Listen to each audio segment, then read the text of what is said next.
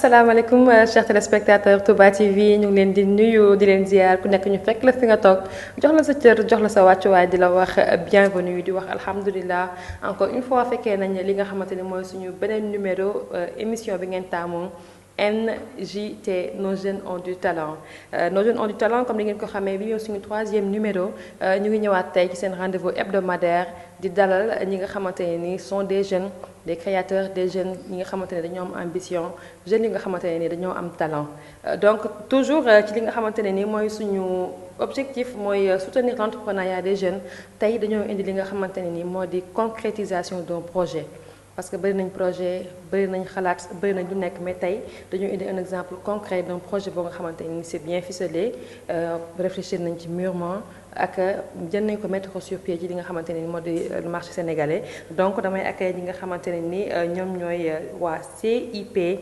Creative Innovation Partners ñi nga xamante ni sont des jeunes sénégalais et des partenaires aussi africains ñu nga xamante ne ñoo ko mettre sur pied donc bu ma def lu dul nii ki nga xamante ne mooy le président il s'appelle Saïd Sakho Saïd bonjour. Bonjour. Comment vous allez? Très bien, merci. Bienvenue sur le plateau de Nos Jeunes ont du talent. Merci beaucoup. Est-ce que tu peux saluer les téléspectateurs si tu veux? Bonjour à tous les téléspectateurs. Je me nomme Saïd Sakho, je suis président du GIE CIP, Creative Innovation Partners. Et je suis ivoirien de nationalité et je suis très heureux d'être au Sénégal. D'accord, merci beaucoup Saïd. Saïd ou bien Seydou Sakho? Bon, on va dire Seydou Sakho maintenant, ouais. Merci beaucoup Saïd. Donc à ma gauche mooy tudd Alassane Diagne Alassane mooy vice-président CIP Alassane nuyu naa la. fay naa la Mame Diarra. Bienvenue sur le plateau de Nos Jeunes ont du talent. ok alors xanaa ñu ngi nuyu téléspectateur Touba TV yëpp. di leen ziar di leen baalu ak ci weeru koor bi. di rafetlu invitation bi ñu def tey nii ci Touba TV. pour wax suñu projet. merci beaucoup man maa leen di remercier ci li nga répondre invitation bi alors CIP Creative Innovation Partners mu nekk benn GIE boo xamante ne ni ce sont des jeunes entrepreneurs yu nga xamante ne ñoo ko mettre sur pied donc dañuy ñëw ci suñu première partie bi nga xamante ne ni yaakaar naa suñu expert suñu Fallou mi ngi koy suivre donc moom il va me donner son avis après ci li nga xamante ni moo di projet bi nii donc je vais revenir à Saïd. Saïd, oui. Est-ce que tu peux nous faire un bref résumé ou bien une présentation de votre GIE? Il n'y a pas de problème. Eh bien, le GIE CIP Creative Innovation Partners est un GIE de jeunes africains, jeunes diplômés du master en audit et contrôle de gestion et du master en comptabilité et gestion financière. Eh bien, pour notre petit historique, j'avais au début, à la fin de mes études, la volonté, la très ferme volonté d'entreprendre et d'entreprendre dans un cabinet de conseil, dans un cabinet pour aider tous les jeunes à pouvoir incuber leurs projets, à pouvoir implanter leurs projets sur le marché sénégalais. Et Alassane Diagne qui est là, c'est un bon ami à moi et tous les autres qui ont créé le GIE, qui ont formé le GIE avec nous, avaient aussi cette volonté d'entreprendre. On s'est donc tous réunis et on s'est dit pourquoi pas faire un projet ensemble. Et on s'est dirigé bien évidemment vers l'agrobusiness. L'agrobusiness, pourquoi? Parce qu'on entend tout le temps parler à la télé de politique d'autosuffisance alimentaire. Politique d'autosuffisance alimentaire, ça revient à chaque fois. Et nous, on est dans l'optique d'aider l'État dans son projet de politique d'autosuffisance alimentaire. D'accord, donc c'est très important li mu wax nii donc c'est un projet boo nga xamante ne ce sont des jeunes qui sont diplômés en master. En comptabilité et gestion financière et audit et contrôle de gestion. Et là, ce sont des jeunes qui ont créé une ferme agricole. C'est un peu paradoxal, mais après dañuy expliquer pourquoi. Donc Alassane nga ñëw tuuti ci ce que Saïd a dit nee na vous êtes des jeunes yoo nga xamante ne des camarades de promotion donc est-ce que doo ñëwaat tuuti ci présentation CIP. Voilà donc CIP dañoo nekk ñun ay jeunes. yàlla def ñu bokk école. di évoluer ndoo ci biir école bi. mais boo seetee ku ci nekk ci ñun xëy na formation bi ñuy def bokk nañ yi bokkuñ ko. mais am na ay compétences yu ñu développé yoo xam ne que jàng bi daf koy mottali. jàng bi daf koy mottali. donc on s'est dit que mais attends ñun li ñuy parewee nekk di wut liggéey wut stage daw daaxante fii xam nañ Sénégal lépp nu mu demee entreprise yi xëy na am nañ yéene wu recruter.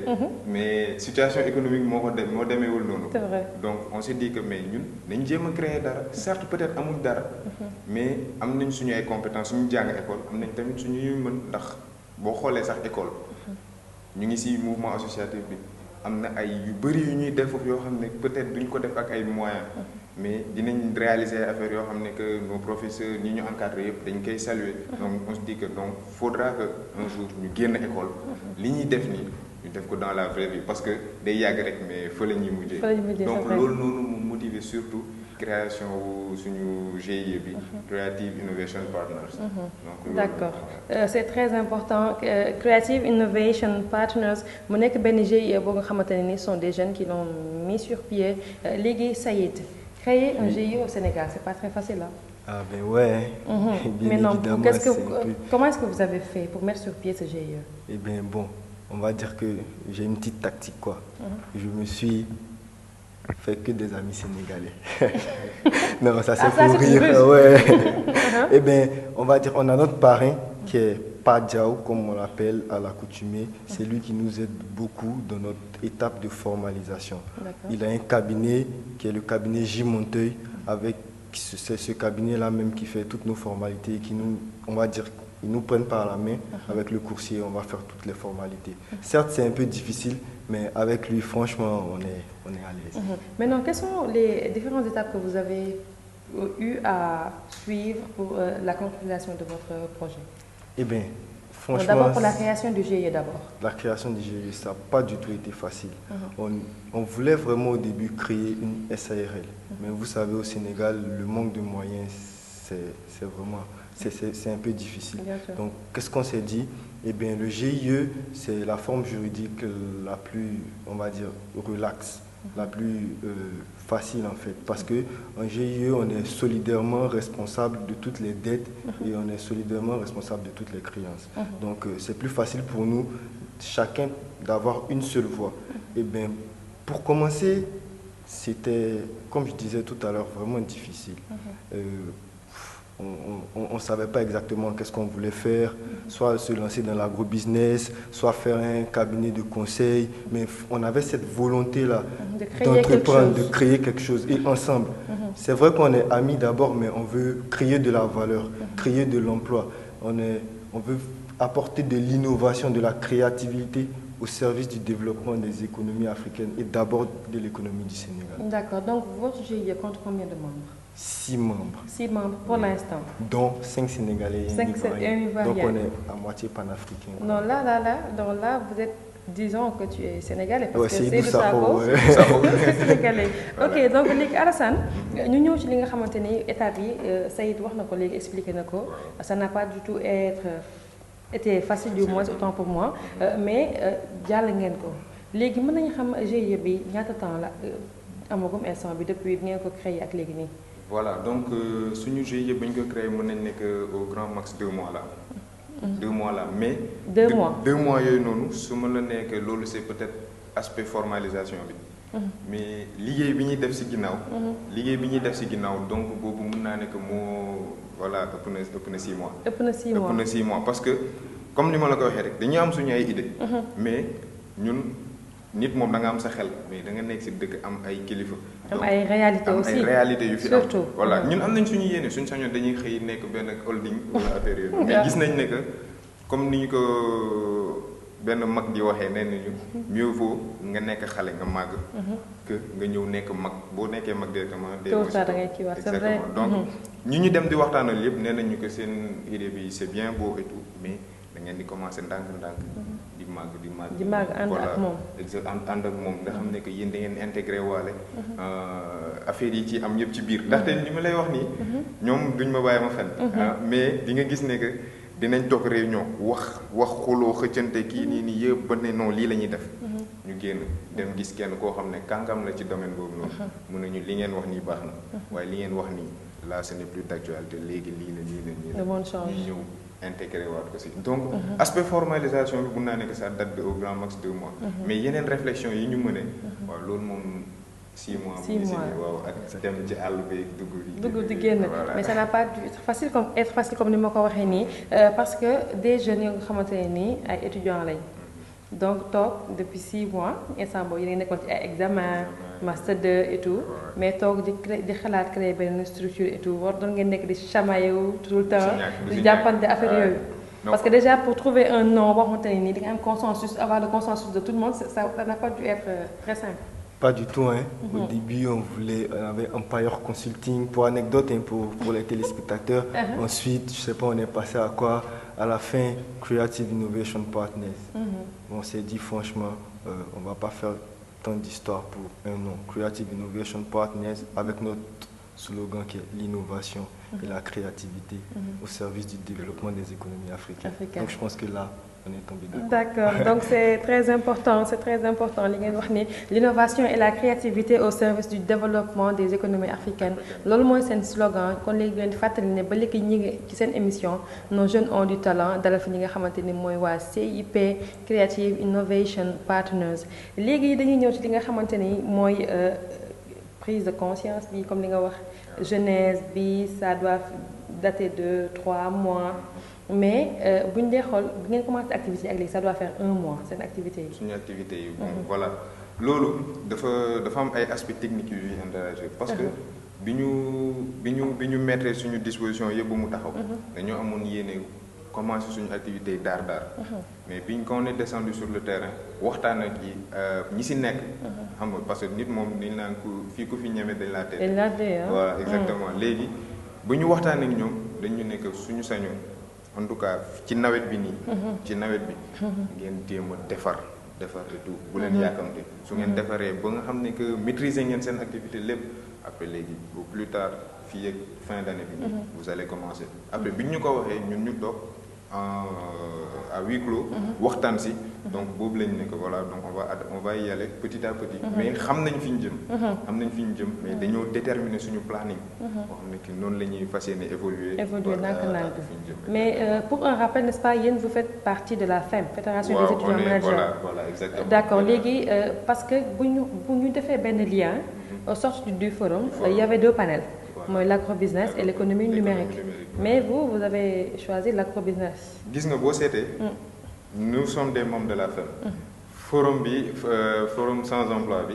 dañ cee dugg ak génn yéegu wàcc et tout mais bi mu amee. King Fahd la woon man personnellement maa yoon si organisation. mais damaa ñëw toog ni invité. comme invité waaw comme invité damaa ñëw toog parce que je me dis que li ñuy liggéey nii yëpp ñun ñëpp war nañ ci mën jëlee. donc. Au passage muy remercier sama gars yi nekk ci fédération des étudiants managers yëpp parce que vraiment c'est un travail de titan li ñu nekk di def noonu donc ñu ngi invité yeneen étudiants yëpp ñu jëm ci approché quoi parce que am na ay njëriñ yu bëri yu ci nekk mënuñu wax lépp nag mais foog ñu ñëw ñu xam quoi parce que voilà am lu nekk ci biir donc pour revenir ci forum bi bañ ci ñëwee y a eu l'agrobusiness et l'économie numérique. Comme ni ma la ko waxee sànq ñun ñi ko ci gis ci ñun on a des compétences. compétences yoo xam ne xëy na amul benn rapport ak. domaine d'activité bi ngeen nekk nii c'est vrai. xam nga ma la mais par exemple bi ñu nee non faut qu'on se lance dans benn ci ñaar yi. ñu xool agrobusiness bi xool économie numérique bi de nous tous on est comme li ma la ko waxee on est 6. mais am na ci kenn koo xam ne. Tout ce qui est technologie, aspect technique bi informatique et tout ça là il est pointu dedans. Donc ñun luñ ci man personnellement du ma si kii ñu ngi utiliser ordinateur certes mais luñ si jaaxal da nga koy yee 3 heures du matin. booy di la donc c'est lui qui te dit donc. esprit d'équipe voilà complémentarité boobu noonu. ñu ne suñu jéemee dem économie numérique. xëy na moom xam na si ni mu si demee affaire yi noonu mais que moom kese muy xëccu ñu topp si ginnaawam. dina métti si moom te ñun peut-être qu'on ira à l'aventure. Par contre agrobusiness bi comme ni ma la ko waxee man am naa si as tuuti bu ma si jot a xam sama entourage sama famille idem pour ñoom tamit donc on s'est dit que fii nii dañ commencer par lii mais ça ne veut pas dire que ëllëg du ñu dem feneen mais nit moom mënoo jóg rek jël ñu koy di boolu laax bi rek mais da ngay alors Sey le choix de l'agrobusiness oui est-ce que c'était facile de pencher pour l'agrobusiness et de laisser l'économie numérique ou bien Franchement, ça n'a pas été facile du tout. Je pense que si j'ai bien compris ce qu'il disait tout à l'heure, malgré mon tout petit niveau en Wolof, Ah, voilà, ouais. et il parlait on a un collaborateur qui est Ibou Diao, qui fait partie du GIE. Et D'accord. lui, il est très très pointu, il s'y connaît vraiment tout ce qui est économie numérique, tout ce qui est technologie. Franchement, c'est sa passion. D'accord. Mais à part lui, franchement, tous les autres, c'est utiliser l'ordinateur, Word, Excel, Microsoft Ouais. Office, quoi. Et Donc franchement, les réseaux sociaux. voilà, les réseaux sociaux, C'est ça. exactement, LinkedIn, Facebook et tout ça. Donc franchement, ça allait être un peu compliqué de s'orienter vers l'économie numérique. Mais pour l'agrobusiness, l'exploitation avicole, la commercialisation avicole, chacun d'entre nous a déjà fait au niveau familial une petite exploitation avicole ou bien un petit élevage de moutons et tout et tout. Donc on s'est dit pourquoi ne pas se lancer dans l'agrobusiness, précisément dans l'exploitation avicole pour commencer. Quoique à l'avenir on a envie de créer un groupe, un holding où il y aura CIP Farm qui va s'occuper Pourquoi pas? voilà, et il y aura CIP Agriculture qui va s'occuper de l'agriculture et tout. Yàlla baax na. Ah, bien sûr yàlla baax na là il parle wala faa nee na yàlla baax na donc ba léegi rek ñu leen di wax ne ñu ngi ci seen émission Nos Jeunes ont du talent léegi Alassane dama bëgg ñu dugg ci benn seen domaine bi ñu intéressé mooy Creative Innovation Partners Farm. Ferme agricole. Pourquoi avoir choisi une ferme agricole ba pare une exploitation avicole? Voilà. Comme par exemple xam nga loo gis rek dañ koy saytu. jóguñu nii rek ne woy xoolal woy. ñu dugg ci ginaar yi non nañ dugg ci ginaar yi non dañoo gis ne que ginaar boofu nekk na loo xam ne que sénégalais bëgg na ko. mais dafa am lenn luñ ci dañoo def suñuy recherche. def suñuy calculer suñuy coût lépp ñu gis ne que Sénégal. tey koo gisoon muy lekk ginaar nga ne patron la. te c'est faux. nañ ma baal quoi. patron yi nañ ma baal borom cimetière ginaar yi mais du noonu. en fait. ginaar xëy na tey jii d'après ñun suñu xam-xam bu gàtt lañ si jot a jëlee def suñu investigation. coût bi ñu koy defaree. coût bi ñu koy ak intermédiation bi si am mooy tax prix bi am fu mu toll. de telle sorte que c'est pas accessible. à tout le monde c'est vrai. mais nekk na loo xam ne que. gars yi su ko jaree sax dañ koy leb mais dinañ ko jënd parce que bëgg nañ ko trop. bien sûr loolu aspect financier bi la. mais aspect nutritionnel bi. nee nañ que am na pour lekk ku bëgg lekk yàpp guddi sax. ñu ne on te conseille plus nga lekk ginaar que lekk la viande rouge. donc ak apport nutritionnel bu mu am et tout. donc du ñu xoolee éléments yooyu noonu yëpp. ñu ne que lii war nañ ci mun dugg. war nañ ci mun dugg parce que am na opportunité yu si bëri yu si nekk. donc ak benn ma sàcc wax la benn affaire boo xam ne peut-être nit yi xamuñ ko beaucoup pensent que c'est un domaine saturé. ñu bëri loolu lañ foofu mais ñun si suñuy recherche ak suñuy nit yi ñu dem xool dem sur le terrain. xool ñi nga xam ne ils sont seen kër rek lañ koy yar. voilà dem jaay ko. je pense que loolu moo tax ñu yaakaar ne c'est saturé parce que ku nekk am nga benn kii sa kër benn cage. boo xoolee man personnellement dans ma famille j'ai un cousin boo xam ne que moom am na installation seen kaw terrasse et tout. donc mais boo xoolee moom lu muy jaayee il procède peut-être par événement. su tamxarit di waaj a jot balaa tamxarit dina dugal de telle sorte que bu exactement. bu korité di waaj a jot bu fin d'année di waaj. donc loolu noonu. ñoom benn marché la. mais xoolal ñi nga xam ne que su ginaar xawoon yomb tuuti. ñëpp ñi nga xam ne dinañ ko war a consommer. loolu tey jii ni ku bëgg lancer wu dans cette activité là. c'est benn résultat aussi suñu recherche la bu ñuy joxe. parce que ñun tamit soxoruñ ci quoi li ñuy wax ni yëpp dañoo dem laajte ji ay nit volontiers laajuñu xaalis laajuñu dara ñu toog ak ñun wax ñu sotti ñu xam-xam donc ku ñu ko mën a wax tamit boo si mënee kii parce que voilà tool bi yaatu na bu si nekk da ngay bay sa waar rek donc loolu loo gën a motiver en fait ñu dugg si aussi ça nous permet de nous exprimer un peu dugg parce que boo toogee classe wala toog sa kër di réfléchir nii rek. non foog nga wàcc terrain si naaj bi xeeñ ginaar tuuti. voilà tuuti waaw c'est vrai et c'est très important encore une fois les jeunes en veulent comme ni ñu ko waxee ñi ngi fi compétence yi mu ngi fi jàng nañ ba sonn bien vrai que jàng du doy. mais bëgg nañ contribuer li nga xamante ne mooy développement suñu réew rawatina suñu continent africain léegi Saïd. L'agriculture est un secteur porteur d'espoir. Parce que d'après les statistiques, sa contribution au PIB de l'élevage s'élève entre 17 et 20%. Exactement. Et est-ce qu'on peut vraiment y croire et foncer? Franchement, je ne vais pas faire le pasteur comme on dit chez nous, mais je pense vraiment qu'on peut y croire. On entend très souvent à la télé, ces temps-ci, politique d'autosuffisance alimentaire. Ouais. Il est maintenant interdit d'importer tout ce qui est produit avicole. Parce qu'au Sénégal, on a maîtrisé tout ce qui est production et exploitation avicole. Et il est très important que les jeunes comme nous, qui ont fini avec la précarité de l'emploi, entreprennent. Il faut qu'ils s'impliquent dans cette politique d'autosuffisance alimentaire que l'État s'évertue à promouvoir depuis quelques années. C'est très important. Bien sûr. Voilà, donc c'est le message que je voulais faire passer. D'accord, merci beaucoup Saïd. Comme nous l'avons dit, ce sont des jeunes qui sont nés et qui ont évolué dans le milieu urbain. Là, ils se lancent dans le milieu rural. Waaw pour dugg ci biir ñaay bi waaw wax ak gars yi dem ci ferme kii avicole créé lu nga xamante ne nii c'est quelque chose boo xamante ne c'est vraiment prometteur kon gars yi ñii ñoo ko déggandoo ñoo ko gisandoo projet baa ngi noonu c'est quelque chose de concret boo nga xamante ne nii tey nos jeunes auditeurs là mën leen indil tey tegal leen ko sur le plateau pour wan leen ne les jeunes sont là ils sont motivés ils ont de l'ambition ils ont du talent ñii nii di nga xamante ne nii di exposer li nga xamante ne mooy seen projet d'exploitation avicole léegi Alassane vice-président. Maintenant léegi Dakar yaatu na yaatootul Sénégal yaatu na mais pourquoi on va choisir Ngexo?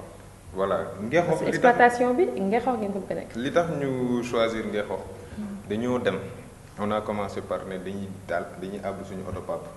chaque samedi matin ñu fajaru. papa yi sonn nañ. papa yi sonn nañ mais noonu lañ mën kii suñ sàccoon seen oto dem baali wala leneen. sax mais lii ñoom dañ ciy sawar. dañ ciy sawar c'est vrai dañ ciy sawar boo leen ne dañu bëgg dem xooli lii ñu ne la jëlal may la essence ak lépp nga dem. donc comme ni nga ko waxee ñu récupérer àbbu oto. dem samedi bi tel papa moo ñu abal beneen samedi bi beneen papa bi tey benn maman moo ñu abal ñu jël léegi ñu dem. ñu génn Dakar parce que mun nga toog Dakar ubbi internet di xool mais soo demee loolu làmbal sa bopp ngay xam exactement. bien sûr ñu dem di xool ay verger di xool ay exploitation ay ferme yu gars yoo xam ne tabax nañ tout est là tout est OP. il reste qu'à exploiter. yenn yi exploiter wuñ ko yeneen donc on a rencontré des gens ñoo xam ne que ñoom tabax nañ ba pare. ils nous ont dit voilà on peut vous louer. mën nañ leen louer ngeen jël ngeen kii ñu ne d'accord ñu noté. on ne rejette rien du tout. ñu noté léegi ñu kii yëpp après ba ñu ñëwee moom suñu papa bu baax boo xam ne moom wax dëgg fa yàlla moom moo ñuy encadré. moom moo ñuy encadré macha allah Ba Diaw léegi quand on est venu on lui a exposé tout ce qu'on voulait faire. il a magnifié l'initiative. mais daf ñu ne que faut tey leen. ndax Sénégal ñëpp xam nañ ne luwaay segam luwaay yow kër rek. gars yi ngay kaas chaque jour nga dégg rajo yi di kaas luwaay kër. donc su ngeen bëggee liggéey si dara ngeen di commencer luwaay peut-être que dina xaw a compliqué. mais mu nañu ko moom am na verger. boo xam ne mu ngi Ngexo. verger bi ay plantation mango moo fa nekkoon. donc moom boofu ak ay activités am amatul jotu dem fa avant daan na fa dem mais léegi amatul jot dem fa. te su sañoon il met ça à notre disposition ce sera peut-être sa contribution. pour nous aider à nous lancer. ñu ne ko d'accord ñu dellu donc xam nga sànq maa ngi lay wax benn forum de l'élevage ba mun boobu. ba ñu fa demee ñu ci suñuy recherche waxtaan ñu boole ñoo nag suñu benn pas foofu noonu tudd tonton Gabi. tonton Gabi moom du ñàkk ne que ñi ñuy seetaan ñi évoluer ci avicole sûrement xam nañ ko bañ demee il nous a détaillé tout en fait information yi ñu doon daw di wër yëpp mu wax ñu lépp léegi ñu ne ko ñun voilà Ngexo lañ bëgg implanté wu parce que am nañ lu ñu fa kii pour nekk mu jox ñu nag ay opportunité expliquer ñu ne que c'est un bon terrain foo xam ne que ñu koy waxee microclimat bi fa am voilà favorable parce que boo seetee Dakar avant c'était ay Kër Massar le gars doon exploité xam nga mais léegi dëkkuwaay bi fekk si na leen te ginaar ñëpp xam nañ ne que stress baaxul suñu bruit bi oto yi et tout donc ba ñu waxee mën nañu foofu c'est un bon looloo motivé Ngexo bi donc 70 kilomètres de Dakar waaw loolu xanaa dañuy farlu rek teel a yeewu. d'accord waaw loolu la donc yaakaar naa ne ñëpp bu ñu defoon comme Pa Diaw boobu noonu yaakaar naa jeunes yi étudiants yi ba duñ chemin. ñun de loolu moom. parce que voilà suñu parents yi ñi si dem école privée. fay nañ ba sonn. ñi si dem école publique. jënd nañ kaye wala jënd nañ lii ku si nekk ak sa jaar-jaar quoi. donc tey ji soo waree pare. ñu gis la xam ne que li la laajoon jàng nga ba pare. xam nga wut liggéey ni leen ne yàllaa ko yor. déposer le CV demal seeti tel tonton demal déposer affaire yi. ñoom sax dañuy xam ne que à un moment dépendre tout si yow. donc soo ñëwee ne leen may ma coup de pouce ma commencé donc ñoom loolu dañ ciy sawar. kenn ñaanul yàlla toog yow di toog seen kër. bien sûr non non kenn ñaan ko yàlla dëgg la c'est lay loolu am na solo trop. Donc Saïd il a parlé de microclimat et autres. Donc est-ce que vous avez songé aux variations climatiques par rapport à votre activité? Eh bien oui, Nguiro c'est la zone, je dirais au Sénégal, la plus propice pour faire l'exploitation avicole. Il y a bon nombre d'exploitations avicoles aux alentours du verger que Padiao, notre parrain, nous a octroyé. Eh bien, microclimat, je reviens dessus, le climat est favorable à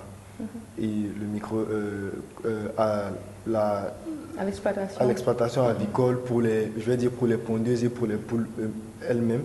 Le climat est très favorable. Il faut juste que dans notre démarche, nous fassions l'effort de positionner nos poulaillers de sorte à ce qu'on ait une exploitation avicole très optimale. C'est tout. Sinon, franchement, Nguiro, c'est la meilleure place, la meilleure zone pour faire une exploitation avicole. D'accord.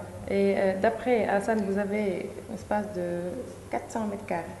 Eh bien, 400 mètres carrés. 400 mètres carrés, c'est ce qu'on prévoit de construire. Par contre, le truc, l'espace, le verger, il est de 7400 mètres carrés. D'accord, machallah. Donc, à part la volonté personnelle, d'où vient cette motivation? Quels sont les gens qui vous poussent à aller de l'avant? Eh bien, pas de sponsor, s'il vous plaît. Non, exactement, pas de sponsor. On va dire que, vous savez, chez nous, comme au Sénégal, on ne peut compter que sur la famille. C'est ce qu'on dit chez nous chaque fois. Il n'y a que eux qui sont là, pour le meilleur et pour le pire. Donc notre première source, ceux qui nous poussent, les premiers à nous pousser, c'est nos familles. Donc Padiao, qui est le papa d'Ibrahima Diao, qui est un de nos collaborateurs, pas Diagne, pas Sako, pas Diallo, tous les pas et tous les mas. Ce sont les premiers à nous pousser. Ensuite, on va dire que on essaie d'avoir des financements tant bien que mal. On a vraiment essayé de rendre notre projet viable en faisant un business plan, en allant voir quelques banques, en allant voir quelques organismes de microfinance. Donc, on essaie d'utiliser toutes les bonnes pratiques de gestion qu'on a eu à apprendre à l'école. Franchement, on se bat tant bien que mal, mais yalla bahna. Yalla bahna. Encore une fois, yalla bahna. Alors, Alassane, néna tous les mains et tous les pas. Donc, à part motivation bi ngeen am ak personnellement yéen dévotion bi ngeen am, il y a toutes les mains et tous les pas. Parce que ñoom mën nga ñëw nga wax leen ne la voilà je veux faire ça.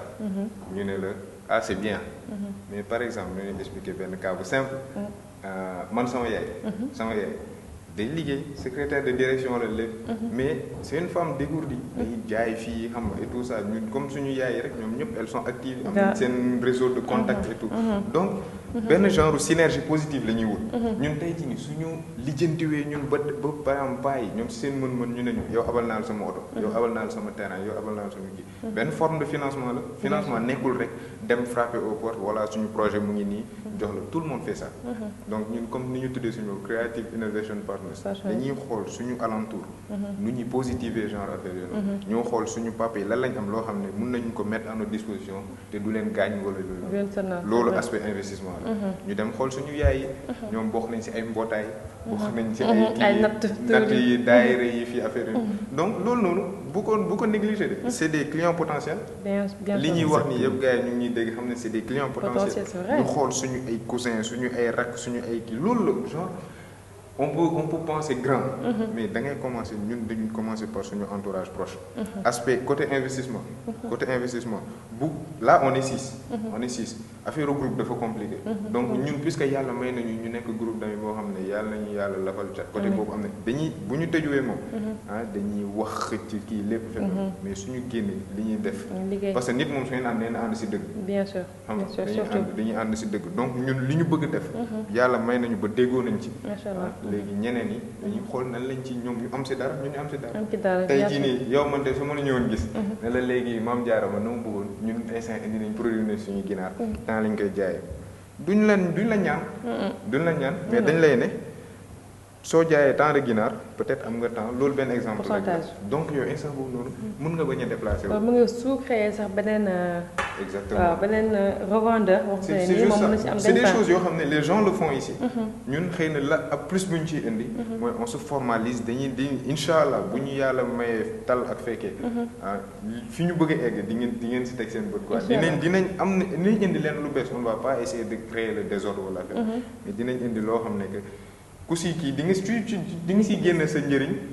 te kenn du gaañ kenn. t'inquiète nos jeunes ont du talent incha allah dañ leen suivre dañ leen suivre ba incha allah affaire bi taxaw ñu ñëw ne leen voilà waxoon nañ ko il y a quelques semaines. affaire bi mu ngi nii ñëw na. donc waa régie amoon na benn élément boo nga xamante ne nii waroon nañu ko dégtal mu jóge ci forum sans emploi boobu noonu nga xamante ne waa fédération des étudiants managers ñoom ñoo ko mettre sur pied donc su élément bi pare rek après ñu def ñu signe. ah d'accord donc ñi ñuy wax ne élément bi pare na donc ñu xool ko ñëwaat incha allah. kuréel gi ëmb étudiant King Fahd Palace benn fan ci weeru juin bi jàll forum bu njëkk bi ñu jagleel ñàkkum xëyu ndaw ñi ponk bi ñu fa doon waxtaane mooy entrepreneuriat une alternative à l'emploi des jeunes maanaam entrepreneuriat mën naa nekk saafara ci ñàkkum xëyu ndaw ñi li tax nag ñu tàmm boobu le poñ du lenn lu dul ndaw ñoo ñee bootu ci kuréel googu dañu ne sonn nañ tàyyi nañ ci déposer CV yi ndax dañu jàpp ne yooyu le CV kenn ubbiwu ko te société boo dem CV yaa nga fa ne gàññ kenn xoolu ko waxatuma laak ñu lay sax woo ba tax na nag ñu daal di amal ndaje bu ni mel la ndaje boobee nag am na ay kàngam yu mag yu ko teewee ca parrain yi nag mën nañu cee lim Malick Gakou nekkoon jëwriñ bi ñu dénk mbirum commerce Moustapha Guirassi nekkoon jëwriñ bi ñu fi dénkoon mbirum communication ak jigéen ju mën góor gi ñuy woowee Aminata Fall Sarr di njiitum jërëjëf waa Régie ñu ngi leen di remercier bu baax a baax a baax a baax kon xanaa rek nga jox ñu sa impression. voilà donc élément bi jàll nii moo nekkoon bu forum bi. forum sans emploi bi. mais forum bu bëri njëriñ sax. waaw forum bu bëri njëriñ organiser nañ ko. fekkee nañ ko invité nañ ci suñu ay morom yu nekk ay étudiants ci école Dakar yëpp. donc on a gars yi rafetlu nañ ko daal. bien sûr ñu ngi ñaan yàlla moom fii ak déwén. ñu fekkee ko tal ko ba def ci beneen boo xam ne que njëriñ bi mu indi ren nii. moo indi tamit lu ko. amiin ñu ngi jégalu téléspectateur ci dog-dog boobu noonu donc li nga xamante ne nii mooy élément bi ñu leen dégtal léegi mooy forum sans emploi bi nga xamante ne waa fédération des étudiants managers du Sénégal ñoom ñoo ko mettre sur pied fële ci nga xamante ni moo di King Fahd Palace mu nekk benn réussite boo xamante ne nii c'était une première kon deuxième édition bi incha allah xanaa dina doy waar de. En tout cas gars yi am na ñu bëri dañ doon wax ne que waay affaire yi nu mu fa demee et tout ça parce que Sénégalais souvent soo ñëw di ko wax. day am tuuti benn réticence donc yow yaay prendre sur toi-même nga dem nga def. boo defee ñu gis après di nga gis ku nekk dina ñëw. ku nekk de il faut ñu am quelque chose te preuve la. voilà parce que tamit dañuy nekk waa c'est que de belles paroles da ngeen taxaw nii di wax rek alors que ñun li tax ñuy jóg. xëy na sur le coup ñun ñoo gis mais njëriñu ñëpp la ko. ñëpp la dëgg la voilà loolu yéene boobu lañ ci demee. donc def nañ benn première xam nga ni première édition. ñu ngi ñaan yàlla déwén. am deuxième édition day romb fii incha allah day romb fii incha allah alors Saïd qu'est-ce que tu peux nous dire à propos du forum? Franchement, parce que c'est au sortir du forum que vous êtes lancé. Exactement. Le forum du manager nous a beaucoup, comme on dit, motivés. Parce que ce forum-là nous a permis d'avoir une vision claire de ce qu'est l'agro-business, de ce qu'est l'aviculture. Nous a permis de nous, comment on dit, d'être beaucoup plus motivés qu'avant. Et au sortir de ce forum, vraiment, on n'avait qu'une idée en tête, entreprendre, faire de l'agro-business. On n'avait qu'une idée en tête, être ensemble et faire quelque chose pour aider tout l'État et le peuple sénégalais à atteindre l'autosuffisance alimentaire. D'accord, c'est très important. Maintenant, avant de te laisser partir, on a pu remarquer que vous aviez des objectifs que vous avez scindés en deux. L'objectif général et les objectifs spécifiques. Exactement. Maintenant, est-ce que tu peux nous faire un bref résumé de ces objectifs? Il n'y a pas de problème. Eh bien, notre objectif principal, c'est de pouvoir exactement sur tout le territoire national arriver à proposer nos produits, à faire connaître nos produits. Parce qu'il y a la barre, on essaiera de faire des produits de qualité. Et nos objectifs spécifiques, c'est... Bon, je ne vais pas tous les dévoiler ici, mais franchement, ils sont très clairs et très explicites. Faut savoir que déjà, on n'a certes pas les poulaillers et tout, mais on a déjà commencé notre activité de commercialisation. Ah oui, voilà. Déjà. Et donc, à la Korité, Inch'Allah, nous vendrons des poulets pour dire à tout le monde qu'on se bat. Avant de partir, je vais dire à tous les jeunes d'entreprendre. Avec la précarité de l'emploi, c'est certes difficile d'avoir des financements et tout, mais je vous invite à faire des pieds et des mains pour faire passer vos idées et battez-vous. Participer au développement du Sénégal. Au développement du Sénégal. Merci beaucoup. Seydou Sakho ou bien Saïd? Seydou Sakho. Seydou Sakho, merci beaucoup. C'est le président du CIP, Creative Innovation Partners. Alors, sëñ bi léegi moom wax na léegi ci objectif yi. Léegi objectif général mooy participer au développement du Sénégal, mais aussi dans le secteur agricole. Bon, loolu noonu li mu wax bon pour wax na lépp mais pour indi ci rek benn plus xam nga tey jii nii dañoo gis ne que gars yi souvent dañuy toog loo wax waaye état mais exemple bu ndaw suñu jëlee affaire ginaar yi teg ko fële yow tey jii nii sa kër si tu t'arranges ba sa kër mu mel ni mu war a mel waa comment dirais-je waa koñ bi ku si nekk arrangé wu këram mel nu mu war a mel ñu def noonu ba koñ bi ñun ñu ne noonu nag kër koñ bi mel nu mu war a est-ce que dinañ xaarati état déedéet état kon bu ñëwee xëy na day ñëw rafetal affaire yi indi ay caméra am wala appuyer ñu rek mais suñu toogee ñu ñëpp naan état du ñëw baleel kenn néew c'est vrai xam nga lu ma la donc ñun si logique boobu lañ nekkee on commence yàlla xam déwén fan la ñuy fekk mais au moins ñun dinañ jéem a lancer ay kii après ñaan yàlla na jàppale ñu si affaire yi gën a kii mais pour wax rek ne que ku si nekk si ñun autant que nous sommes nañ jéem di def ndànk di indi kii donc jéem yu ndaw yooyu noonu suñ ko dajale muy xëy nekk benn tissu boo xam ne que buum lay nekk quoi. bien sûr loolu moom yaakaar naa message boo nga xamante ni jàll na à travers nos jeunes ont du talent ci fi nga xamante ne ni moo di Touba TV jóge ci étudiant boo nga xamante ne ni comme ni ko waxee il est né et il a évolué dans le milieu urbain mais là il s'est lancé dans le milieu rural pour créer bi nga xamante ni moo di ferme avicole du moins. avicole mais pourquoi pas mën na dama nekk ferme agricole ah. élevage parce que. boo seetee man personnellement wax nañu waxu ginaar yi mais man dama bëgg affaire xar nag ak. parce que yow da nga amoon prédisposition yi avant. voilà boo seetee mooy Dakar moo xëy xat. Dakar moo xëy xat mais man si sama li ma fàttaliku même à la maison da ngay gis sama papa si xaram yi bu damay ñëw ne ko may ma bii. bu la nee waa jëlal bi léegi yow bi mu la ne jëlal boobu noonu da ngay gis ni nga siy mel da ngay yeewu di ko jox mu lekk ak kii affaire noonu donc amoon naa si ay prédisposition du man kese man ak sama gars yi nii ku si nekk ay exemple peut-être man maa taxaw fii nii di wax mais jàppal ne que ñoom ñëpp laay wax donc ku si nekk muy côté boobu na ak côté agriculture bi voilà samay mbokk yi Gossas Diourbel Kaolack et tout ça là donc soo génnee suñ la yóbboon vacances da ngay gis boy town nga comme on a dit boy town nga mais bu la fa yóbbee souvent lan la sa papa bu ñëwee di la jël si sax doo bëgg ñibbi si parce que di nga dem tool yéeg fas xam nga affaire yooyu noonu yëpp bof c'est des anecdotes yu bëri yu am donc suñu amee chance màgg yàlla may ñu màgg ñu jàng xëy na gis ne que domaine boobu noonu on voit que voilà tey jii man sama toolu nijaay yeeg sama toolu papa yu ndaw yi su ma fa demee depuis temps vacances temps yi ma fa daan dem vacances ak léegi évolué wul xam nga ni ñu doon béyee la ñuy béyee alors que on sait que mën nañ ko automatiser bien sûr mën nañ ko automatiser indi ay tracteurs indi ay machines wala mais ñoom xëy na xalaat nañ ko wala amuñ moyens yi wala amuñu je sais pas am na lu war a xew donc ñun ñii nekk fii nii si dëkk bi jàng am nañu ki war nañ mën dem apporter fa benn plus ça ne veut pas dire que dañuy dem jël seen ay terre wala affaire bien sûr mais daf may leer ne suñ fa ñëw indi ay tracteurs wala affaire yooyu noonu volume de production dina yokk nañ ci am njëriñ ñun nañ ci am njëriñ Sénégal am ci njëriñ autosuffisance bi di commencé ñëw ndànk-ndànk exactement t'inquiète dañu am léegi l'avis de l'expert ki nga xamante ni moo di Serigne Fallou Thiam Serigne Fall rejoint nañu sur le plateau Serigne Fall ñu ngi lay ziar maa ngi leen di ziar soxna Diarra di ziar sama naataango Alassane Diagne di leen féliciter seen initiative di nuyu tamit téléspectateurs yi kenn ku ne sa tur ak sa sant di leen baal àq di leen baalu àq sëñ bi barkeel yi ñu barkeel mais damay ñëwaat préciser waat kii bi ma ne genre du ma expert damay jàng comme ñoom rek ñun dañuy ñëw di non nangu rek tey moom expert nga parce que expert moom ëpp na ñun ay ndongo rek dañuy jàng rek non Alassane yow ba yow ñoo bokk groupe ñun ay étudiants maa ngi nii ñëw fii tey jàng ci affaire ci ginaar yi kii man su ma xam mais gars yi ne yaay seen grand xaw ma woon ni que ginaar am bëggul bruit waaw foofu moom bu dee foofu moom d'accord nañ ci ñu ngi jégalu suñ bi déranger génn ci koor amul dérangement déedéet man ko. alors léegi seetaan nañ njëkk élément bi nga xamante ne c'était lors du forum sans emploi. te gis nañ ne macha allah au sortir du forum. li ñuy wax rek objectif yi alhamdulilah am na yu ñuy atteindre. financement yi macha allah mi ngi dugg ndànk-ndànk tuuti. mais yow loo yëg en tant que chargé des projets responsable chargé des projets bi nga xamante ne ni forum bi jàll na nga gis sa benn groupe. boo xamante ni ils font partie des. xam nga rek de la FEM. dem daw gaaw en moins d'1 mois commencé créer seen ferme agricole.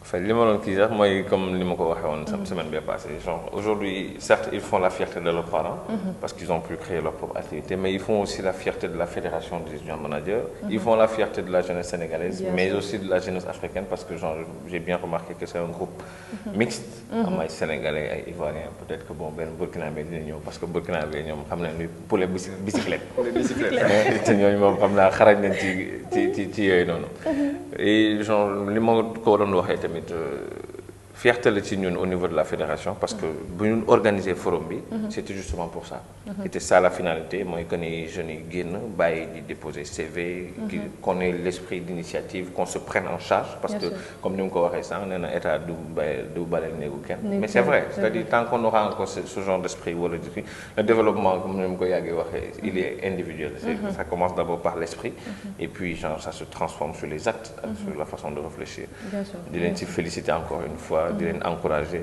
j'ai aussi vu le mode de financement qui est un peu sobre mais très efficace. Très efficace ñoom Pa ak ñoom Ma donc Pa ak Ma merci beaucoup ñu ngi di remercier alors léegi à part Pa ak Ma Alassane fu ngeen jëlee financement. voilà. da waxaat rek Alassane kan ma leen financé nag. xam nga financement boo seetee dafa am aspect matériel bi. am aspect financier. financier bien sûr voilà léegi. ci ay xam naa man je pars sur la base d'exemple dañuy dem ñu def suñu business plan dem ne tey jii boo ñu doon tabaxal comment dirais-je poulailler ñaata la mun nañu waaw nii nañu peut-être 3 millions xam nga man wax dëgg fa yàlla boo mu bëggee génne loo 3 millions si sa bopp de comme ni ko sëñ bi waxee wala fa passé ne dem jël kayitu papa de tere ko ci banque bi loolu gis nga loolu noonu école dafa mus am benn forum am benn ci panélistes yi waa ji wax ba ne non si vous voulez des financements da ngeen di dem jël seen kayitu papa ngeen déposé waaw xam nga ñëpp reetaan sur le coup man personnellement dama reetaan mais après ba ma demee ñu xalaataat bi ñu ñëwee nag bëgg entreprendre ñu gis ne que voilà du ñu peut-être jël suñu kayitu kër papa parce que entreprendre risque la carrément mais parents yi yàlla may na leen ñu ngi ci dëkk bi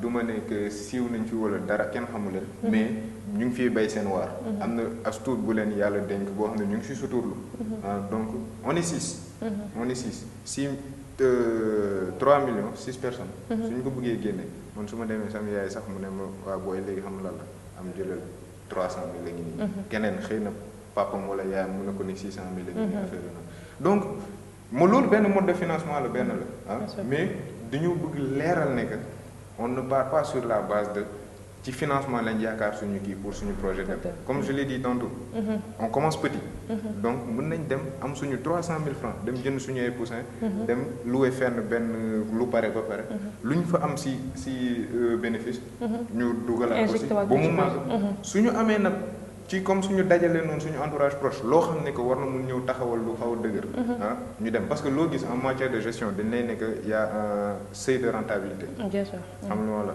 donc yow tey ji sooy jaay say charge am na fu muy toll dañ lay nekk tant que jaayoo telle quantité doo si génn bien sûr tant que jaayoo telle quantité doo si génn donc ñun calcul yooyu yëpp def nañ ko donc xam nañ ne que tey ji suñu demoon di si suñuy parents ñu ne leen duñ leen ñaan dañ leen ne lebal leen ñu dañ leen ne lebal leen parce que suñu demoon tey ji benn institution de microfinance bu fi nekk de la place ñu ñëw indi ko suñu kii c'est bien beau dinañu ne ko waa nañ la lebal mais am na intérêt yu si toog on n'a pas les reins solides peut-être instant bi pour di jël ay prêt booy jëli prêt ñun xam jàng nañ finance xam nañ ñoom demee booy jëli prêt dafa am foo koy dugal pour su génnee nga am ay échéance nga négocier ko am ay comment dirais ça am écart bu war a am entre ses remboursements ak ses rentrées de fonds loolu yëpp ñun xam nañ donc voilà donc moo tax tey jii nii suñuy parents et tout ça on peut aller leur dire que voilà jàppale leen ñu ngeen lebal ñu suñ ñu lebalee foofu amul intérêt dañuy kii lu ñu liggéey ñoom ñu siy gis di teg seen bët bien sûr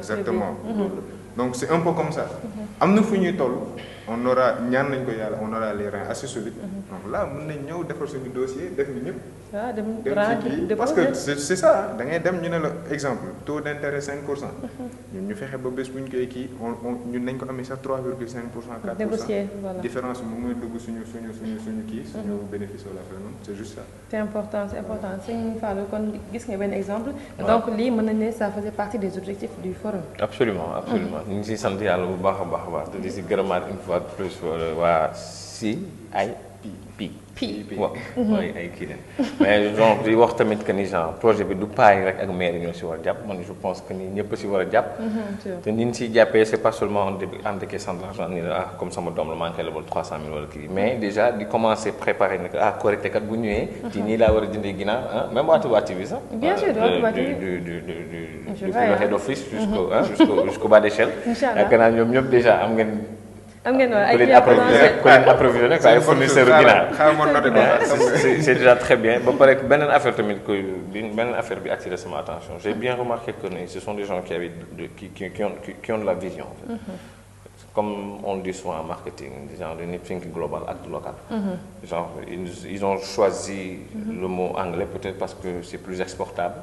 Parce qu'ils ont l'ambition d'aller, non pas de ne pas se limiter seulement au Sénégal, mais d'aller à l'international et des trucs. Et comme il a dit, c'est comme l'a dit Saïd, ils ont l'ambition aussi de toucher d'autres secteurs, bien sûr, l'agriculture ou bien l'économie numérique, des trucs.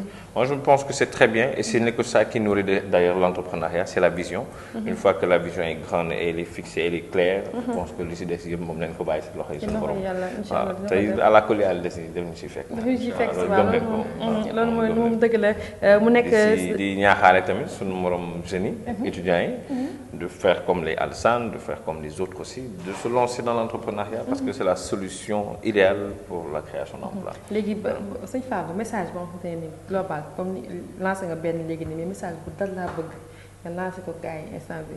non mais est-ce que gars yi ñu doon boo leen lancé message dañ ko dégg waaye ñoo war. non même bu ñu waree rediffusion am na jar na sax ñu jël séquence boobu noonu di ko jàll en boucle. waaw muy dugg ci nopp gars yi ba gars yi parceriser ko. ah ok xanaa di bamtuwaat rek. même kàddu yi rek. voilà répétition et pédagogique il faut répéter. ñun suñu xarit yi suñu mbokk étudiants yi ñu ngi leen di ñaax. ngeen di cultiver cet esprit d'initiative là. Et puis l'autre tamit je pense que il faudrait que ça commence même dès les écoles. À partir de l'école même parce que même école genre dañ lay jàngal pour entrepreneuriat mais c'est le b.a.-ba quoi dañ lay wax ni ko way business plan gars yi monté na business plan mais tax ñu am financement. C'est ça. am déet mais financement yi c'est d'autres modes de financement qui leur ont permis de mettre en place voilà c'est ma ak pa ñoo leen mën a kii donc ça il faut mu am benn mutuelle bu tudd ma ak pa. c'est une bonne idée. Mais surtout d'avoir ce genre d'esprit d'initiative de créer la valeur comme l'a dit Saïd. Et ce n'est que par l'entrepreneuriat, ce n'est que par l'esprit d'initiative. Tous les grands hommes qu'on cite aujourd'hui, ce sont des gens qui ont commencé par l'entrepreneuriat et qui ont commencé très petits. On ne les connaissait pas. Aujourd'hui, ils font des exploits à travers le monde. Bien sûr. Te loolu du liggéeyu bureau bon peut-être que en travaillant pour quelqu'un on acquiert une expérience. Mais c'est pas l'expérience dont on a besoin pour entreprendre à mon avis. Bien sûr. Parce que je me dis que ni boo nekkee ci entreprise. Certes, il y a une expérience sur le fonctionnement de l'entreprise, mais la réalité du terrain, ce n'est que le top management qui subit la vraie pression. Quoi. Donc voilà, moi je pense que les gars, ni ko gars yi defee rek noonu leen ko war a defee wàcc sur le terrain di xañ ginaar di xam ni muy saf di xam suuf si da tàng na wala sedd na. waaye c'est en allant sur le terrain qu'on apprend ou bien qu'on acquiert toute cette expérience là.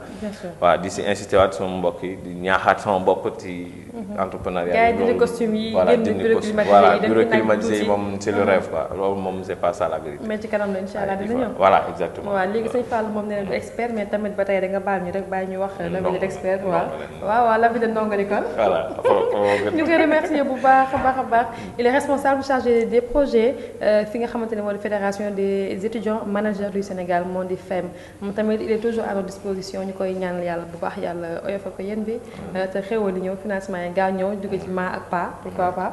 nga soog a egg si ak Touba TV bi waaw d'accord amul benn problème. alors ñu ñëwaat ci Alassane avant ñu terminer yaakaar naa temps bi ci des bëriwul léegi création wala mise sur pied de poulailler moderne. yombul moom. parce que mais doon nañu waxtaan léegi ngeen da ngeen koy def des parcelles yoo nga xamante ni dans chaque parcelle dafa am nombre de poules yi ngeen fay def fii sont les couveuses fii mooy lii est-ce que mën nga ñëw rek brièvement ci dispatching boobu noonu. voilà donc ñun loolu en fait du lu ñu jóg rek dem kii te waxoon yi dañoo dem gis ay ñoo xam ne mën naa ne ay kàngam lañ ci domaine boobu. donc au Sénégal mën naa ko wax sax gars yi dégg tout ce qui est production de poulet. gis nga aspect jëndi aliment bi jëndi poussin yi. def leen loolu gars yi maîtriser nañ ko. lan moo des jaay. donc voilà donc bañ demee gis ñooñu noonu on s'est déplacé sur le terrain dem gis ak ay ñoo xam ne waa demal seeti diw. demal seeti diw dem fi ñu dem toog ak ñoom ils ont été vraiment disponibles. jox ñu information bi et tout donc ñoom ñoo ñu xamal ne que ginaar dafa nekk individu boo xam ne que. kenn bañ ko. amul noonu comme ni ko waxee amul noonu waaye yombul xam nga bakkan la. tey jii nii fi mu toll nii li ñu lay wax ne que on va construire peut-être tel 400 mètres carrés tak loolu yëpp noonu du lu ñu toog nii rek wax ko wala nekk noonu dañoo dem ñu ne ñu par exemple sur tel périmètre. tant d'individus ñoo fa war a nekk. xam nga su tel ñaar ne kii foog mu aéré foog war ñu tàng. lumière et tout ça là donc loolu lépp ñu ñëw on l'a couché on a fait nos calculs. lépp ba nekk voilà nii la.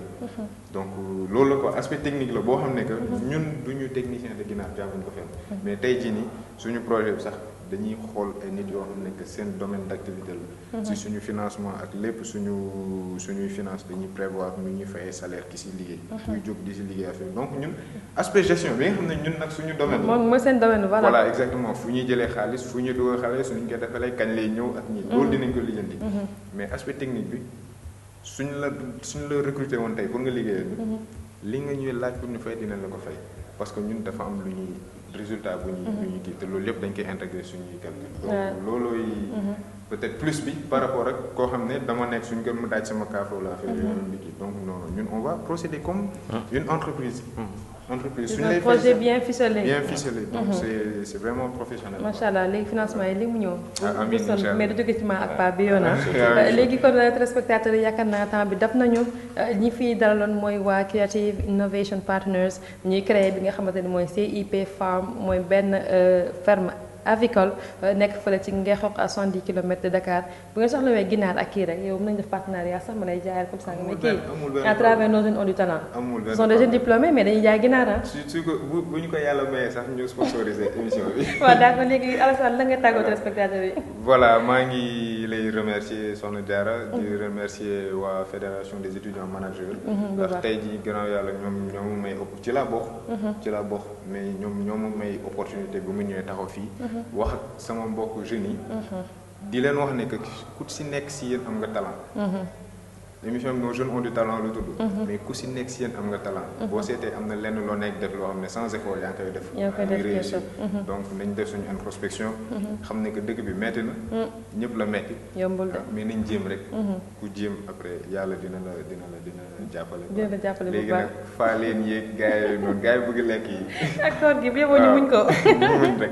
d'accord merci beaucoup Alassane Diagne ñu ngi lay remercier di remercier aussi Sayid Sakho c'est le président de CIP di sant bu baax ki nga xamante ni moo di Serigne Fallou Thiam moom tamit daa répondu à l'invitation di gërëm membre FEM yëpp fédération des étudiants managers coordonnateurs yi présidents yi chargé des mbëdët Rokhaya Niang et les autres tout le monde ñu ngi leen di remercier bu baax a baax di sant bu baax suñu aussi la Serigne Saliou Darou Salam soxna Mame Marème bu sanction bi di remercier équipe technique bu Touba TV yëpp maa leen di remercier bu baax a baax ci kaw ba ci suuf maa leen di sant bu baax di leen gërëm di remercier madame Thiam Adja Soda depuis Point E di remercier monsieur Thiam Khadim Bamba ak madame Thiam Mame Bousso Gueye di ko remercier ak El Hadj Diakhaté depuis la cité Sotiba di leen remercier yéen bu baax a baax comme toujours rek message bi may lancé yow mi di ma seetaan tu es jeune tu es ambitieux tu es diplômé ou non mais porteur de projet Touba TV mu ngi lay xaar ci nos jeunes ont du talent nga indi ce projet comme waa CIP exposé ko financement yi ñëw ñu liggéey parce que les jeunes en veulent mën nañ ko mais instant bi ce sont les bras qui nous manquent moyens yi moo ñu xaw a dese donc leen ñaanal jàmm di sàkku seen tamit nga ñaanal ñu jàmm jusqu'à incha allah rabbi samedi prochain ci beneen numéro nos jeunes ont du talent merci beaucoup.